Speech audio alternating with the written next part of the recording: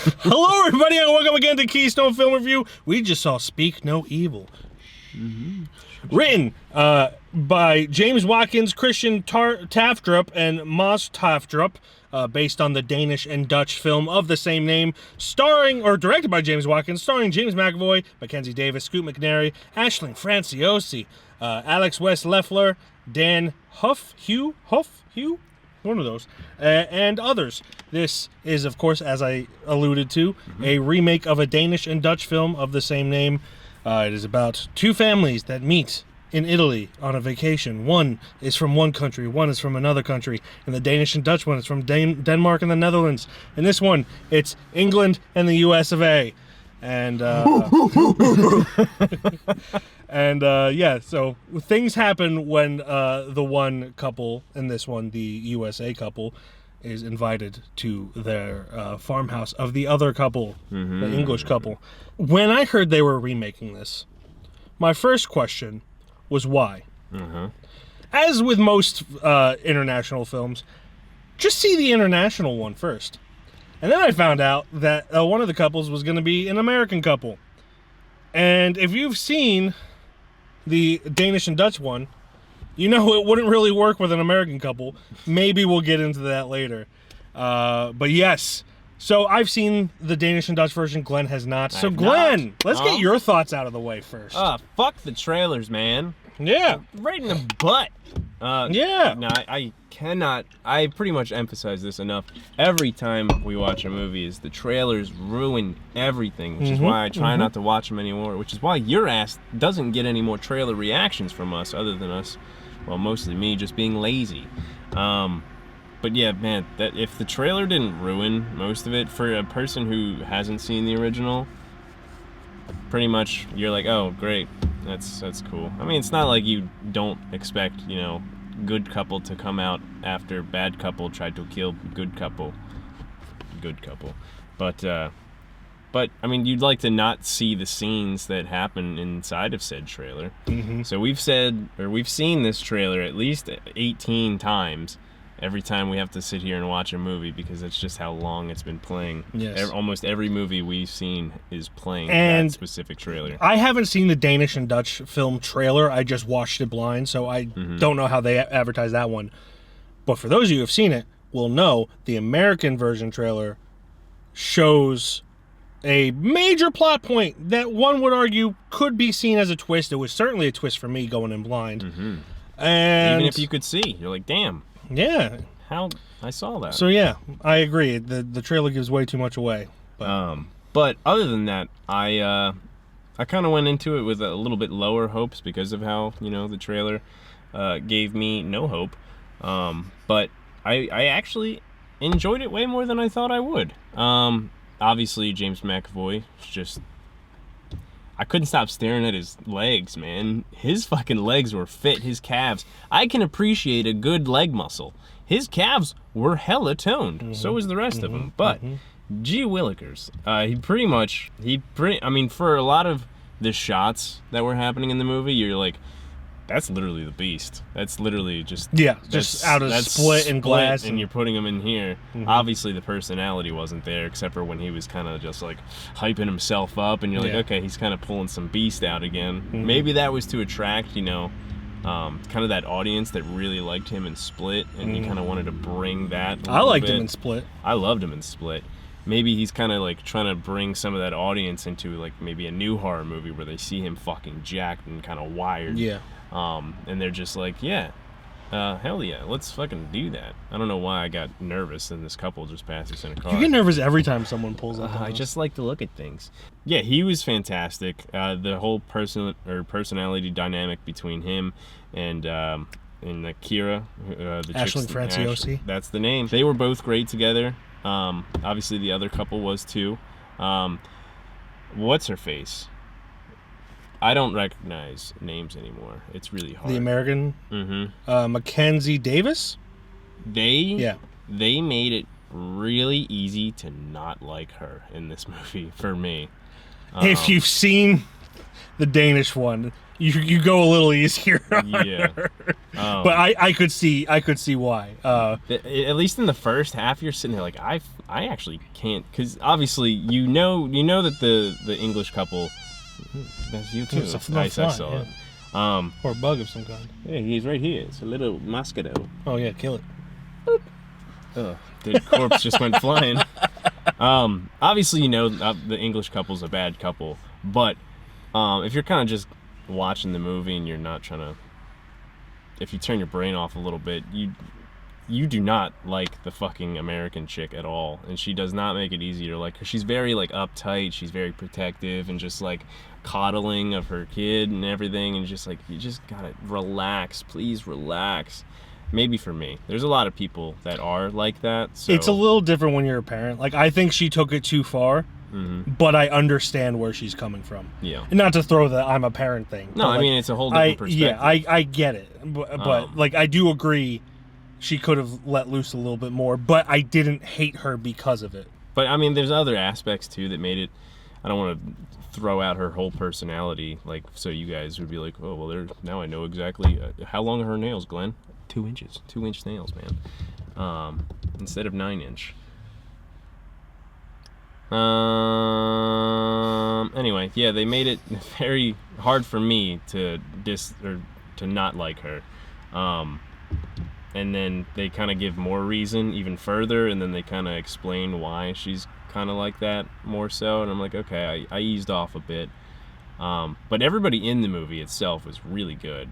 I know you're about to rant soon, so I'm excited to hear that. I don't. So I definitely want to make this a spoiler review at some point. I'm not going to start off a spoiler review. So my biggest concern going into this was that, the plot is this one couple completely ignores the other couple being rude because they think it's like a difference of culture and everything. And knowing as much as British people don't like it, when it comes to how people act to you, Americans and British people are very similar. I would say British people are probably more polite, but so my concern was that it wouldn't be realistic for Americans to just be walked over, which is kind of what happens in the Danish and Dutch version. And I joked about this. I don't know if we have a video of it, but I joked about it earlier with you, that they better be from the Midwest. And there's one line of dialogue where they say that he had a job in Chicago. I was like, there we go. They're from the Midwest. So it made that a little bit more believable, but it still didn't. There's still something missing about it. And on the contrary to you, I couldn't stand Scoot McNairy's character because he was such a little weenie and wouldn't like stand up for his wife at all, which they explain why that happens, of course. Yeah. But it takes a while to get there. I'm just like, what the fuck are you doing, guy? This is very similar to the Danish and Dutch version, but so different at the same time. Where I don't like the Danish and Dutch version, I like the American version, and vice versa. I personally think the Danish and Dutch version's a stronger film overall. But I got to get into spoilers. So we're going to have spoilers. Spoil it. Yes. So the best part about this, the thing that fixes the Danish and Dutch version the best. Do you mind if I spoil the Danish and Dutch version for you? Yeah, I don't care. This is a spoiler for both this version and the Danish and Dutch version. Right now, it's not on any streaming services that I don't have to pay for. You should still see the Danish and Dutch version if you haven't seen it, because it's a really good movie. But in the Danish and Dutch version, they don't fight back at all. Oh, that's how polite they are, huh? Yeah. And that was my biggest problem with it. They literally, essentially roll over and die. More or less literally. And when I was watching that, I had one son at the time. I now have two sons. The entire time I was like, how do you have a fucking kid know what's going to happen to them if you don't fight back, and then you don't fucking fight back? And that is the thing that pissed me off the most. I don't want to like comment on European culture or whatever. I don't know enough about European culture, but that specific couple, I was like, what the fuck is wrong with you? And then in this version, laughably so, it is super Americanized. What the hell you doing? Where they have a standoff. They fucking fight back. They have a standoff, and Turns into Home Alone for a second. I equally loved and hated that change. I loved it because it's what I wanted to happen in the Danish and Dutch version. Mm-hmm. I hated it because it's going to be less memorable than the Danish and Dutch version.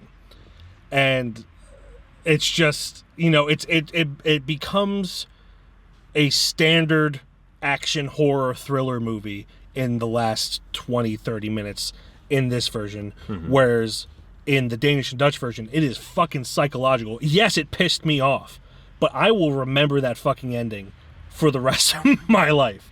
And I don't want to give too much detail away, other than they roll over and die, essentially. Yeah. Because it's a super powerful last 15 minutes, and takes a line. This movie takes a line from it, where it's like, "Why are you doing this to us? Because you let us." Mm-hmm. And it drives that fucking home. Bust your fucking nose in. Right in the... And I'm cursing a lot because like both versions pump me up.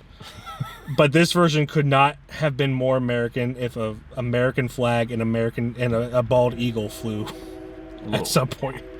Yeah. And to go in a little into more spoilers, the thing that I liked most about this is Ant, the boy who can't speak. He gets his moment to shine. And the last thing I will say is, going back to Scoot McNairy's character, I was kind of getting annoyed because during the standoff, he just kept failing at everything. Like, he was such a weenie for the majority of the movie. I was like, you gotta give him his one moment.